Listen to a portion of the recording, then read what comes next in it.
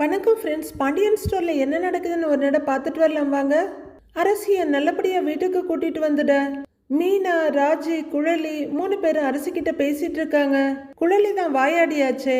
அவங்க அரசிக்கிட்ட அடுத்து என்ன நடக்கும், உமையாள் அத்தைக்கிட்ட பேசி உனக்கும் சதீஷ்க்கும் கல்யாணம் பண்ணி வைப்பாங்களா அப்படின்னு ரொம்பவே ஆர்வமா கேட்க அதிர்ச்சியா பாக்குறாங்க அரசி. மீனாவுக்கும் ராஜிக்கும் கூட தான் அதிர்ச்சி.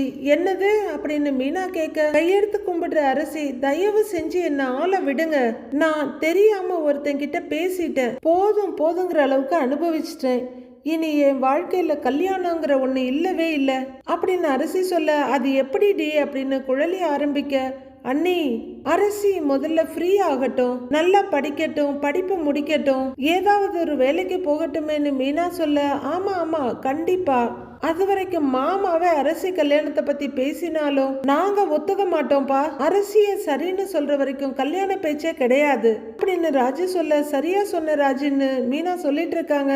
எனக்கு என்ன நினைக்கிறீங்களோ அதையே செய்யுங்க அப்படின்னு குழலி சொல்லிட்டு இருக்க. கோமதி கோமதி கோமதி அப்படின்னு கூப்பிட்டுக்கிட்டே பாண்டியன் வர 4 பேரும் எழுந்து நிக்கிறாங்க. இதோ வர்றேங்கன்னு அவங்க சவுண்டு கேக்குது. பாண்டியன் கையில ஒரு ஷாப்பர் பேக் வச்சிருக்க. என்னப்பா அதுன்னு குழலி கேக்குறாங்க.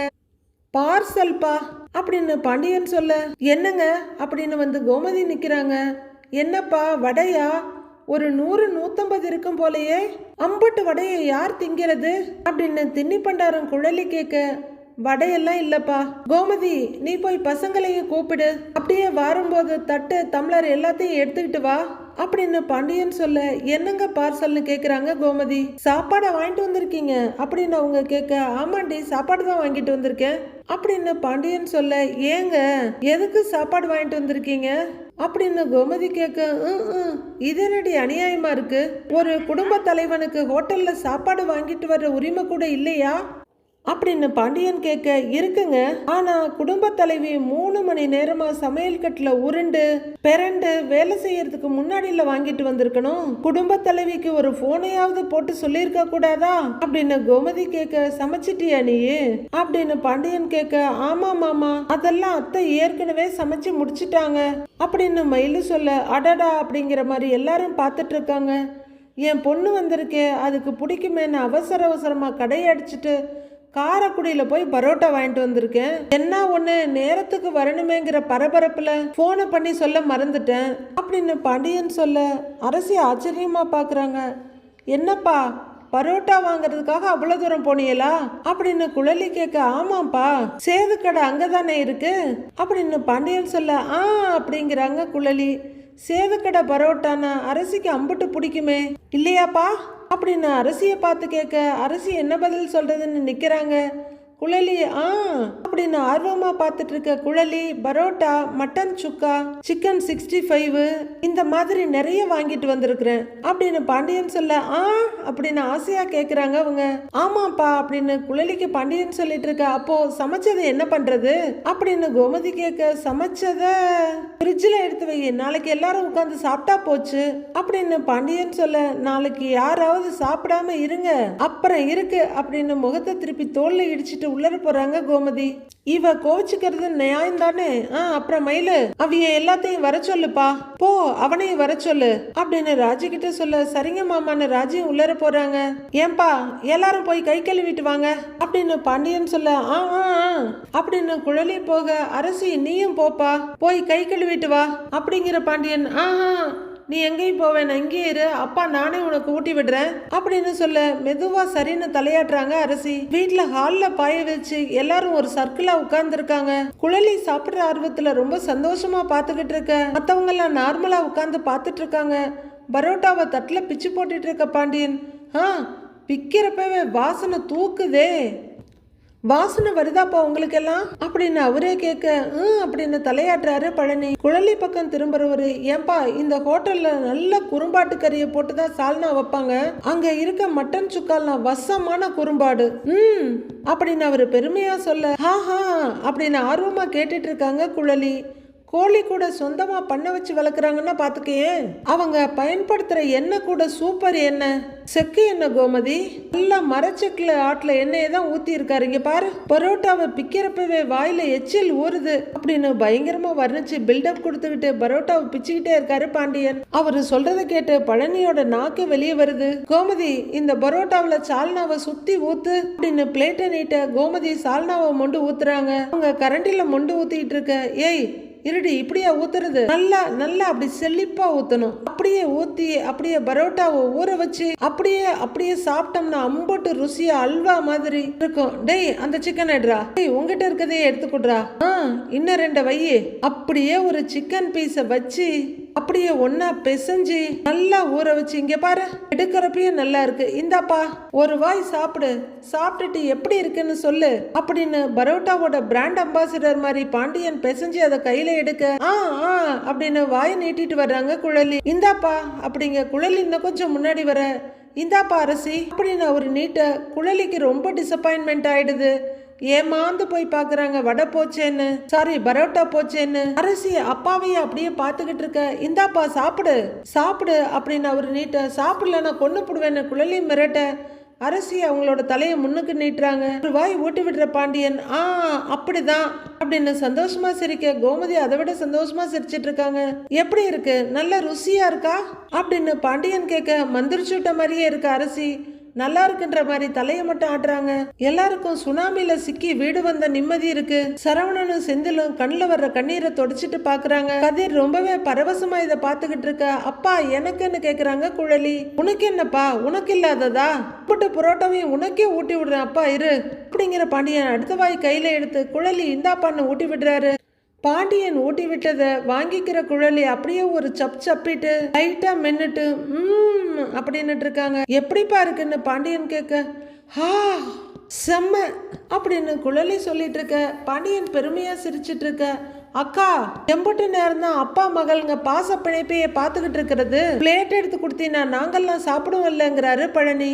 இலை அவசரப்படாதடா, பொறுமையாடுறா அப்படிங்கிற பாண்டியன். இந்தாப்பா மீனா கைய நீட்டுங்கிறாரு. மீனா திகச்சு போய் இந்த பக்கம் அந்த பக்கம் பார்த்துட்டு சந்தோஷமா கைய நீட்டுறாங்க. இந்தாப்பா நல்லா இருக்கும் சாப்பிட்டு பாருன்னு கையில கொஞ்சம் வைக்கிறாரு. மீனா ரொம்ப நிறைவா சிரிச்சு சரிங்க மாமாங்கிறாங்க. அவங்க வாயில போட எப்படிப்பா மீனா இருக்குன்னு கேக்குறாரு. நல்லா இருக்கு மாமா அப்படின்னு மீனா சொல்ல கோமதியும் செந்திலும் சந்தோஷமா பாத்துட்டு இருக்காங்க. எனக்கு அப்படின்னு முன்னாலேயே பாத்துக்கிட்டு மயில கைய நீட்ட அப்படியே கைய தட்டிலேயே வச்சுக்கிற பாண்டியன். ஏன்பா கோமதி, மயில பரோட்டா சாப்பிடலாமான்னு கேக்குறாரு. வெளிச்சாப்பாடு நல்லது இல்லதான், ஆனா பாக்க வச்சுட்டு எப்படிங்க சாப்பிடுறது, கொடுங்க அப்படிங்கிறாங்க கோமதி. அப்புறம் என்ன விடு, பாத்துக்கலாம், எது வந்தாலும் பாத்துக்கலாம் அப்படின்னு பாண்டியன். இந்தாப்பா மயிலு, இதை சாப்பிட்டுட்டு உங்க அத்தை சமைச்சதையும் சேர்த்து சாப்பிட்டுடு அப்படின்னு சொல்ல ஆர்வமா வாங்கிக்கிற மயிலு தலையாட்டுறாங்க. சாப்பிடுறேன் மாமான்னு சந்தோஷமா சொல்ல பாண்டியன் கோமதியை சிரிக்கிறாங்க. சரவணனை பார்த்துக்கிட்டே உட்கார்ந்துருக்காரு. ராஜி இந்தாப்பா ஒரு உருண்டை எந்திரிச்சு வந்து கூட வாங்கிக்கன்னு சொல்ல ராஜி எழுந்து போய் கையை நீட்டுறாங்க. அப்படின்னு எட்டி பிடிச்சி ராஜியோட கையில வைக்கிறாரு பாண்டியன். அங்க இருக்க பிள்ளைய கூப்பிட்டு கொடுக்கறாரு, நமக்கு கொடுக்க மாட்டேங்கிறாரு அப்படின்னு பழனி புலம்பிக்கிட்டு இருக்க. அம்புட்டு ருசியா இருக்கும்பா, சாப்பிட்டு பாருப்பான்னு ராஜிக்கிட்ட சொல்ல அவங்க சாப்பிட ஆரம்பிக்கிறாங்க. அப்போ பழனி கைய தொடச்சுக்கிட்டு, மச்சான் எனக்குன்னு கைய நீட்ட. இலை இவன் ஒருத்தன் பொருடா, பொம்பளை பிள்ளைங்க சாப்பிட்டதுக்கு அப்புறம் தான்டா மற்ற ஆளுங்க சாப்பிடணும் அப்படின்னு சொல்லி பாண்டியன் சிரிக்க. அப்ப பொம்பளை பிள்ளைங்க எல்லாரும் சாப்பிட்டு முடிச்சதுக்கு அப்புறம் நீங்க எங்களை கூப்பிட்டுருக்கலாம்ல, எதுக்கு இப்படி ஊருக்கு முன்னாடி கூப்பிட்டு உட்கார வச்சிருக்கிய அப்படின்னு பழனி பட்டுன்னு கேட்டுடுறாரு. கெக்க பிக்கன்னு சிரிக்கிற பாண்டியன், நீ இருக்கியடா அப்படின்னு மறுபடியும் சிரிக்க. நான் இருக்கேன் தான் அப்படின்னு முனகுறாரு பழனி. இந்த பாரசி இன்னொரு வாயி சாப்பிடுன்னு ஊட்டி விடுறாரு. அவங்க வாயை திறந்து வாங்கிக்க. அப்படிதான் சாப்பிடுங்கிறாரு. இத்தனை நாளா இறுகி போய் இருந்த அரசி கொஞ்சம் கொஞ்சமா அப்பாவை பார்த்து நெகிழ்ந்துகிட்டு இருக்க. என்னப்பா என்ன கண்ணு கலங்குது, ஒருவேளை காரமா இருக்கோ அப்படின்னு பாண்டியன் கேட்க அரசி கண்ணை தொடச்சிக்கிறாங்க. ஆமாப்பா கொஞ்சம் காரம்தான் போல, நீ சாப்பிட்றப்ப எனக்கே கண்ணு கலங்குது, சாப்பிடுப்பா அப்படின்னு பாண்டியன் சொல்லிட்டு இருக்க. அரசி உணர்ச்சி குவியல்ல பேச முடியாம தத்தளிச்சிட்டு இருக்காங்க. அக்கா தட்டை எடுத்து கூடக்கா அப்படின்னு பழனி கேட்க. இலை இவன் ஒருத்தன் எல்லா விஷயத்திலையும் அவசரப்படுவான். கோமதி தட்டை எடுத்து கூட, அவன் சாப்பிடட்டும், எல்லாரும் சாப்பிடுங்கடா அப்படின்னு சொல்ல. அதுக்கப்புறம் தான் இந்தாங்கடா வாங்கடா அப்படின்னு பிளேட் எடுத்து கொடுக்குறாங்க கோமதி. குடுன்னு ஆளா தட்டை வாங்குறாரு பழனி. பசி அப்படின்னு சொல்லிக்கிட்டே பரோட்டாவை குருமாவுல குழப்பி அடிச்சு சிக்கன் பீஸை கொஞ்சம் பிச்சு சாப்பிட ஆரம்பிக்கிறாரு பழனி. எல்லாரும் சாப்பிட ஆரம்பிச்சிருக்க எப்படி சாப்பிடணும்னா இப்படி அழகா உருட்டி அப்படின்னு பரோட்டா உருண்டை பிடிச்சி வாய்க்கிட்ட கொண்டு போயிட்டு இருக்காரு பழனி. கோமதி நீ சாப்பிட்டுட்டியான்னு பாண்டியன் கேட்க, இல்லைங்க நான் சமைச்சதை நான் சாப்பிட்டுக்கிறேங்கிறாங்க கோமதி. அம்புட்டு வீம்பு உனக்கு அப்படின்னு பாண்டியன் சொல்ல, ஐயோ வீம்பெல்லாம் இல்லைங்க, வர வர ராத்திரி பரோட்டா ஒத்துக்கவே மாட்டேங்குது அப்படின்னு கோமதி சொல்ல, அட இவ ஒருத்தி ராத்திரி பரோட்டா சாப்பிட்டா ஒத்துக்கிடாதுன்னுகிட்டு ஒரு நாளைக்கு சாப்பிடுறீ, அதெல்லாம் ஒன்றும் செய்யாது, அப்படி ஏதாவது வந்தா பார்த்துக்கிடலாம் அப்படின்னு பாண்டியன் சொல்ல, பதில் பேசாத கோமதி சரிங்கங்கிறாங்க. இந்தா நல்லா ருசியா இருக்குது கோமதி இந்தா அப்படின்னு கோமதிக்கு பாண்டியன் ஊட்டி விட எல்லாரும் ஆன்னு பார்த்துக்கிட்டு இருக்காங்க. வாய் பக்கத்துல கொண்டு போற பாண்டியன் அப்படியே நிறுத்திக்க கோமதி ஏன்ற மாதிரி பார்க்க, ஏண்டி மருமகள்லாம் இருக்காங்க கையில கொடுக்கலான்னு கொண்டு வந்தேன், இப்பதான் 16 வயசு திரும்புதோ அப்படின்னு பாண்டியன் சொல்லிட்டு இருக்க. ஏன் 16 வயசுல இருந்தாதான் ஊட்டி விடுவீங்களா, இப்ப ஊட்டி விட மாட்டீங்களா அம்மாவுக்கு அப்படின்னு கதிர் கேட்க, பாண்டியன் தயக்கமும் முறைப்புமா பார்க்க கோமதி வெக்கப்பட்டு இருக்காங்க. மாமா அத்தா ஆசைப்படுறாங்கல்ல ஊட்டி விடுங்களேன் அப்படின்னு மயிலு சொல்ல, அப்படின்னு சிரிப்போட மறுபடி கையில எடுக்கிறாரு பாண்டியன். அதெல்லாம் ஒன்றும் தேவையில்லை, அதான் கையில கொடுக்க வந்தாருல்ல கையிலேயே கொடுக்கட்டும்னு கொஞ்சம் பிகு பண்றாங்க கோமதி. ஏய் அதுக்குள்ளேயும் கோவிச்சுக்கிறடி அப்படின்னு தோல்ல இடிக்க கோமதி சிரிக்கிறாங்க. ஏன்டா என்னடா பிரச்சனை உங்களுக்கு, ஏன் பொண்டாட்டிக்கு நான் ஊட்டி விடுறதுல எனக்கு என்ன சங்கடம் அப்படின்னு பாண்டியன் சொல்ல, ஷோ அப்படின்னு அழுத்துக்கிறாங்க கோமதி. சும்மா வைக்கப்படாதடி, ஏய் இந்தா கோமதி நீ சாப்பிடு அப்படின்னு பாண்டியன் எடுத்துட்டு வர கோமதி சங்கடமும் வெக்கமுமா பார்த்துட்டு இருக்க. வாயை தான் திறங்கல எத்தங்கிறாங்க மயிலு. நீங்க தானே ஆசைப்பட்டு என்ன மயிலு சொல்ல, பாண்டியன் ஒரு வாயை ஊட்டி விட்டுட்டு என் பொண்டாட்டிக்கு ஊட்டி விட்டுட்டேன்டா டோய் அப்படின்னு பாண்டியன் சிரிக்க கோமதி ஏகத்துக்கு வைக்கப்பட எல்லாரும் சந்தோஷமும் சிரிப்புமா பார்த்துட்டு இருக்காங்க. பசங்க பிள்ளைங்கன்னு அங்க இருக்க அத்தனை பேருமே சந்தோஷமா பார்த்துட்டு இருக்காங்க. கோமதியும் பாண்டியனை பார்த்துக்கிட்டு இருக்க சுகன்யா சின்ன சிரிப்போட அமைதியா சாப்பிட்டுக்கிட்டு எல்லாரையும் பார்த்துக்கிட்டு இருக்காங்க.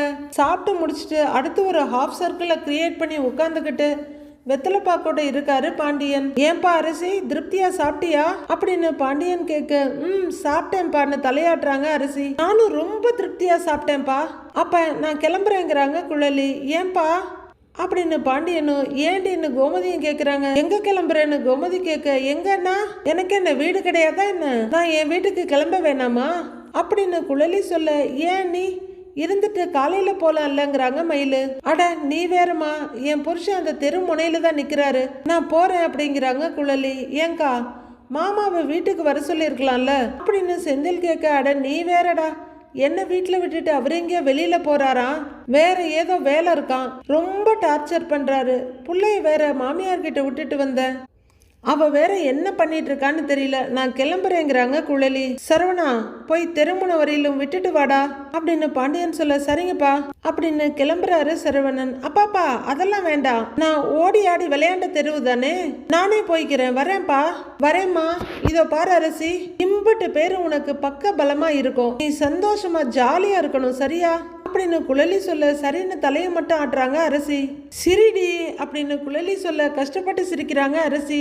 சரிப்பா நான் வரேன்ப்பா, வரேன்டா, வரேன் எல்லாருக்கும் வரேன் அப்படின்னு குழலி கிளம்பிட வெத்தலை போட்டுட்டு இருக்க பழனி பார்த்து பத்திரமா போப்பா, மாப்பிள்ளைய கேட்டேன்னு சொல்லுங்கிறாரு. குழலி கிளம்பிட அந்த இடத்துல சரவணன் வந்து உட்கார்றாரு.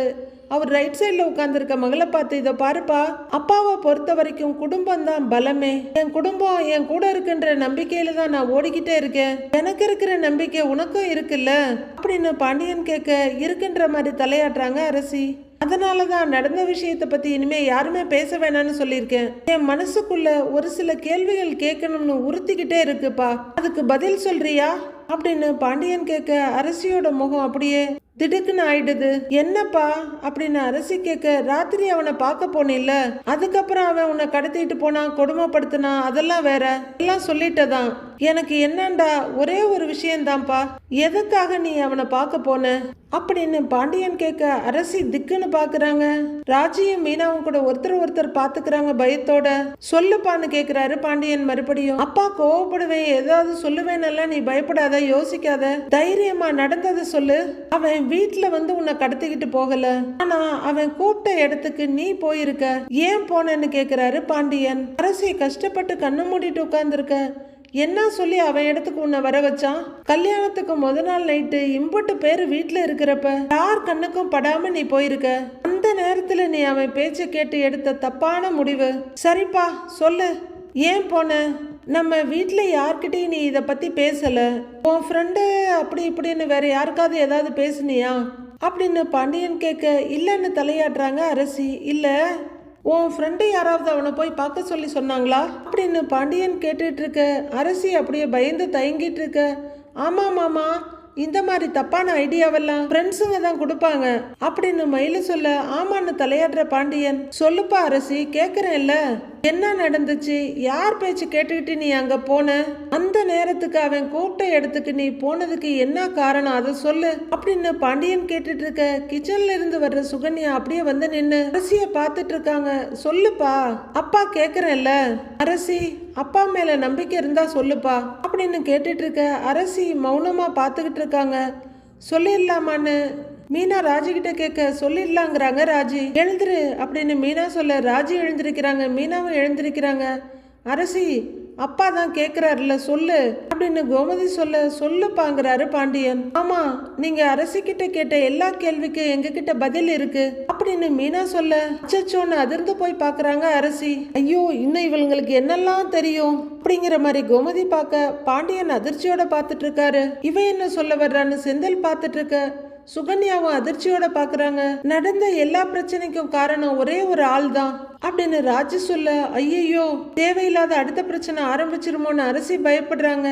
அவங்க யாருன்னு கூட எங்களுக்கு நல்லா தெரியுமாமா அப்படின்னு ராஜு சொல்ல, உட்கார்ந்து இருந்த எல்லாரும் ஒவ்வொருத்தரா ஸ்லோ மோஷன்ல எழுந்திருக்கிறாங்க. என்னப்பா சொல்றேன்னு கேக்குறாரு பாண்டியன். யாரு அப்படின்னு அவரு ரொம்பவே அதிர்ச்சியும் ஆர்வமுமா கேட்க, இதோ நிக்கிறாங்கல்ல சுகன்யா சித்தி, இவங்க தான் எல்லாத்துக்கும் காரணம் அப்படின்னு மீனா சுகன்யாவை நோக்கி கைய நீட்டிடுறாங்க. வீட்டுல இருக்க எல்லாருமே பயங்கர அதிர்ச்சியோட தனித்தனியா ஒவ்வொருத்தரா பாக்குறாங்க சுகன்யாவை. ஆனா சுகன்யா முகத்தை அப்பாவி மாதிரி வச்சுக்கிட்டு, நான் என்ன பண்ணனேன்னு கேக்குறாங்க. நீ என்ன சொல்ற மீனா அப்படின்னு அப்பாவியா அவங்க கேட்டுட்டு இருக்க. கல்யாணத்துக்கு முந்தின நாள் அரசி எங்க அண்ணனை பார்க்க போனதுக்கு முழு காரணம் நீங்க தானேன்னு கேக்குறாங்க ராஜி. சுகன்யாவுக்கு பகீர்னு இருக்குது, பயத்துல உடம்பெல்லாம் கிடுகிடுங்குது. ஆனா அத வெளிக்காட்டிக்காம கண்ணை மட்டும் விரிச்சு பாத்துக்கிட்டு இருக்காங்க அவங்க. என்ன ராஜிமா சொல்றேங்கிற மாதிரி பாத்துக்கிட்டு இருக்காரு பழனி. ஒரு பொண்ணா இருந்துகிட்டு இன்னொரு பொண்ணோட வாழ்க்கையை கெடுத்துடக்கூடாதுங்கிறதுக்காக தான் நானும் ராஜியும் இத்தனை நாளா அமைதியா இருந்தோம். இனிமேல இத நாங்க சொல்லாம இருந்தோம்னு வச்சுக்கோங்களேன், தப்பாயிடும். இதோ மாமா கேக்குறாங்கல்ல, சொல்றேன் அப்படின்னு மீனா சொல்ல, அரசி பதட்டத்தோட பாத்துட்டு இருக்க. சுகன்யா பயங்கர பயத்தோட பாத்துட்டு இருக்காங்க. ஆமா அரசி, நம்ம குடும்பம் எல்லாரும் பட்ட அவமானத்துக்கு காரணம் இவங்க ஒரு ஆள் தான் மாமா காரணம் அப்படின்னு மீனா சொல்ல, பாண்டியன் என்ன இதெல்லாங்கிற மாதிரி பயங்கர அதிர்ச்சியா பாக்குறாரு. அவ்வளவுதான், புலி வருதுன்னு இன்னைக்கு புலி வந்துருச்சேன்னு பயந்து போய் பாக்குறாங்க சுகன்யா. எல்லாரும் நம்ப முடியாத அதிர்ச்சியில சுகன்யாவை பாத்துட்டு இருக்க.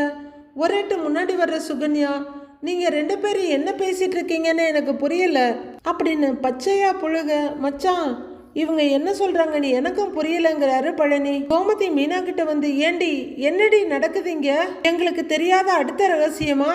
ஏய், உங்களை தானேடி கேட்டுக்கிட்டு இருக்கேன், வாயை திறந்து சொல்லுங்கன்னு கோமதி கத்துறாங்க.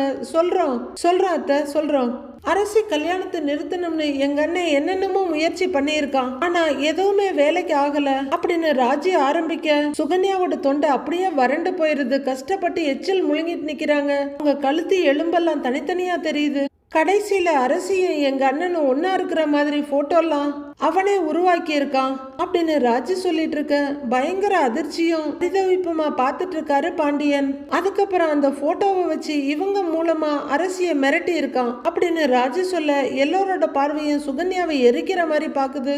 சுகன்யா பயத்துல நடுங்கினாலும் ராஜி அப்படின்னு சொல்ல, என்ன ராஜி, அந்த போட்டோவை பிரிண்ட் போட்டு ஊரெல்லாம் ஒட்டுவேன்னு சொன்னான் தானே அப்படின்னு மீனா கேட்க, இவ்வளோ பெரிய சதியெல்லாம் நடந்திருக்கா அப்படின்னு பாண்டியன் கோமதி பழனின்னு எல்லாம் பரிதவிப்பா பாக்குறாங்க. மாப்பிள்ளை வீட்டுக்கு முன்னாடியே ஒட்டுவேன்னு சொன்னானாமே, அதெல்லாம் நடக்காம இருக்கணும்னா அரசி அவன் சொல்ற இடத்துக்கு போகணும்னு இவங்க மூலமா தான் அவன் தூது அனுப்பி இருக்கான் அரசிக்கு.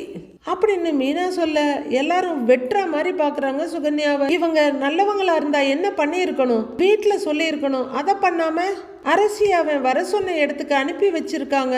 அந்த மிரட்டலுக்கு இவங்களும் துணை போயிருக்காங்க அப்படின்னு ராஜு சொல்ல பதறி போற சுகன்யா, இல்ல இவங்க சொல்ற மாதிரி எதுவும் நடக்கல, நடந்த விஷயத்துக்கும் எனக்கு எந்த சம்மந்தமும் இல்ல அத்தாச்சி அப்படின்னு சுகன்யா பதட்டப்பட, இங்க பாருங்க இப்படிலாம் போய் பேசாதீங்க சொல்லிட்டேன் அப்படின்னு சுகன்யா முன்னாடி வந்து நின்னு கத்துறாங்க மீனா. இந்த விஷயமா நாம ஏற்கனவே பேசி இருக்கோம், நான் உங்களுக்கு வார்னிங் கொடுத்தேன்ல அப்படின்னு மீனா சொல்ல அப்பாவும் விட்டு கொடுக்காம சமாளிச்சுக்கிட்டு, இங்க பாரு அபாண்டமா என் மேல பழிய போடாத அப்படின்னு சுகன்யா ஒத்தவரில நீட்டி மிரட்ட, இப்ப யாரு அபாண்டமா பேசிக்கிட்டு இருக்காங்க, நீங்க பண்ணினது தானே அக்கா சொல்லிட்டு இருக்காங்க, எங்க சாமி மேல சத்தியமா சொல்லுங்க நீங்க என் அண்ணன் சொன்ன இடத்துக்கு அரசியை அனுப்பி வைக்கலன்னு அப்படின்னு ராஜு கேட்க திரட்டு மொழி முழிச்சுக்கிட்டு அப்படியே முறைச்சிட்டு நிக்கிறாங்க சுகன்யா. அதை மட்டுமா இவங்க செஞ்சாங்க, இவங்க செஞ்சதெல்லாம் தெரிஞ்சா நீங்க எல்லாம் ஆடி போயிடுவீங்க அப்படின்னு மீனா ஆரம்பிக்க சுகன்யா ரொம்ப பயத்தோட பார்க்க, இன்னும் என்னென்னலாம் இருக்கோ தெரியலையே அப்படின்னு எல்லாரும் அதிர்ந்து போய் பாக்குறாங்க. அரசி ஒரு நாள் தியேட்டருக்கு குமாரோட படம் பார்க்க போனால, நாமெல்லாம் எம்பிட்டு அதிர்ச்சி ஆனோம், அதுவும் இவங்களோட திட்டம் தான் அப்படின்னு எல்லாத்தையும் புட்டு புட்டு வச்சிட்டு இருக்காங்க மீனா. இவங்க கூட வர்றதா சொல்லிதான் தியேட்டருக்கு கூட்டிட்டு போயிருக்கான், ஆனா அங்க போயிட்டு அரசிய குமாரோட கோத்து விட்டுட்டு இவங்க எஸ்கேப் ஆயிட்டாங்க அப்படின்னு ராஜி சொல்ல அதிர்ச்சியோட உச்சத்துல நின்னு பாத்துட்டு இருக்காரு பழனி. எல்லாருமே இதெல்லாம் உண்மைதானா, அவ்வளவு கேடுகட்டவளானின்ற மாதிரி சுகன்யாவை பார்த்துட்டு இருக்க. இதோட நிக்கலையே, அன்னைக்கு அரசிய கூட்டிக்கிட்டு காலேஜுக்கு போனப்போ நான் தான் கூட்டிட்டு போவேன்னு கூட்டிட்டு போனாங்கல்ல, இவங்க பிளான் பண்ணி தான் கூட்டிட்டு போயிருக்காங்க, அங்க குமார் வந்தான் அப்படின்னு மீனா அடுத்தடுத்த அணிகுண்ட போட்டுட்டு இருக்க. எல்லாரும் அதிர்ச்சி மேல அதிர்ச்சியா பார்த்துட்டு இருக்காங்க. மாமா வந்து கேட்கும் போது பிளேட்டை அப்படியே திருப்பி போட்டாங்க. ஆமா தானே ஏங்க, ஆமா தானே அப்படின்னு செந்தில் கிட்ட கேட்க செந்தில ஆமான்னு தலையாட்டுறாரு. அன்னைக்கு பொண்ணு பார்த்துட்டு போன பிறகு அரசிக்கு தப்பு தப்பா அறிவுரை சொன்னாங்கல்ல, அதையும் சேர்த்து சொல்லுங்கக்கா அப்படின்னு ராஜி எடுத்து கொடுக்க, நீயே உங்க அப்பா சொல்ற மாப்பிள்ளைய கல்யாணம் பண்ணிக்கிற, குமரவேல் தான் உனக்கு ஏத்த மாப்பிள்ள, அவனைதான் நீ கல்யாணம் பண்ணணும்னு நம்ம அரசிய இவங்க உசுப்பேத்தி விட்டாங்க. அத நான் என் கண்ணாலேயே பார்த்தேன். ஒரு தடவை ரெண்டு தடவை இல்ல, பல தடவை இவங்க அரசிக்கிட்ட குசு குசு குசுன்னு பேசுறத நான் பார்த்துக்கிட்டு தான் இருக்கேன் அப்படின்னு மீனா சொல்லிட்டு இருக்க. ஐயோ வசமா மாட்டிக்கிட்டோம், அடுத்து என்ன நடக்க போகுதுன்ற பயத்துல படபடன்னு நடுங்கிட்டு இருக்காங்க சுகன்யா. அரசியோட மனசு கெடுத்தது, அரசிய குமாரோட பழக வச்சது, அரசியை இப்ப வீட்டை விட்டு ஓடி போக வச்சதுன்னு எல்லாமே இவங்க தான் அப்படின்னு ராஜு சொல்ல தாங்க முடியாத அதிர்ச்சியில எல்லாரும் பார்த்துட்டு இருக்காங்க. நீயும் குமாரன் கல்யாணம் பண்ணா இந்த குடும்பம்லாம் ஒன்று சேர்ந்துரும்னு இவங்க அரசிக்கிட்ட சொல்லி சொல்லி சொல்லி அவளை கெடுத்து வச்சிருக்காங்க அப்படின்னு மீனா சொல்ல, குடும்பம் ஒன்று சேரணுங்கிறது இவங்க ஆசை கிடையாது, குடும்பம் குட்டிச்சவரா போகணும், அதுதான் இவங்களோட ஆசைங்கிறாங்க ராஜி. சுகன்யா ஏதோ சொல்ல வந்துட்டு சொல்ல முடியாம வாய முடிக்க பக்கத்துல வர்ற பழனி, அடச்சி இம்புட்டு கேவலமான எண்ணத்தோடையா இந்த வீட்டுக்குள்ள நீ நடமாடிட்டு இருந்திருக்க, அரசிக்கு அத்தை தானேடி நீ, வேற எதுவும் இல்லைல்ல நீ எல்லாம் அப்படின்னு வெறுப்போட உச்சத்துல நின்னுட்டு இருக்காரு பழனி. எம்புட்டு தைரியம் இருந்தா அவன் போட்டோவை காட்டி அரசிய மிரட்டி இருப்பான், அந்த பொறுக்கிய நான் சும்மா விட மாட்டேன் அப்படின்னு கதிர் வெளியே பாய போக கோமதி தடுத்து நிறுத்திடுறாங்க. இர்ரா அப்படின்னு கோமதி சொல்லிட்டு இருக்க, அவெல்லாம் உயிரோடைய இருக்க கூடாதுமா அப்படின்னு கதிர் மறுபடியும் வெளியே பாய, இருடா நில்லுடான்னு சொன்னேன், வீட்டு கதையை முதல்ல முடிச்சுட்டு அப்புறம் பார்க்கலாம் அடுத்தவங்க கதைய அப்படின்னு கோமதி முந்தானிய வரிஞ்சு இழுத்து சொருகுறாங்க. தள்ளமான மீனாவை நகர்த்தி விட்டுட்டு சுகன்யா முன்னாடி கோமதி வந்து நிக்க, சுகன்யா பயங்கர பயத்தோட கோமதிய பார்த்துட்டு இருக்காங்க. மீதி என்ன நடக்குதுன்னு நாளைக்கு பார்க்கலாம் ஃப்ரெண்ட்ஸ்.